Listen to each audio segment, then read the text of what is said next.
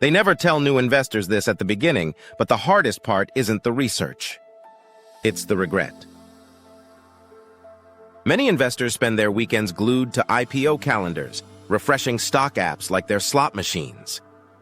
The next chart, the next ticker, the next what if. It always pulls them back in. Then they begin to notice a pattern. Some companies that later become well-known often start to gain visibility soon after their IPO. But in that critical window between IPO and index inclusion, investors face a false choice: avoid it entirely or gamble on a single stock name. That's where the Renaissance IPO ETF comes in. Our ETF aligns perfectly with the big idea: get in early with new stocks. This US ETF tracks US-listed companies that have gone public in the last 3 years.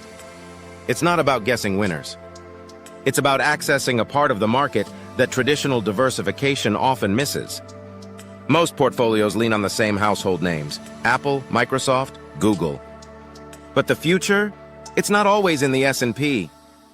It's in that early post-IPO stretch when high-growth companies are still proving themselves, but before they're absorbed into the mainstream. But instead of betting big on a single stock, investors participate in a broader trend with diversified exposure, which may reduce single stock volatility. No panic, no euphoria, just quiet confidence you're in the game without being consumed by it. Meaningful exposure to the next wave of innovation without the chaos. It's not about finding the next unicorn. It's about having a plan that lets one participate without losing themselves in the process.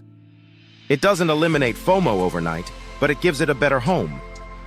And for the first time in a long time, investors can stop reacting and start reallocating.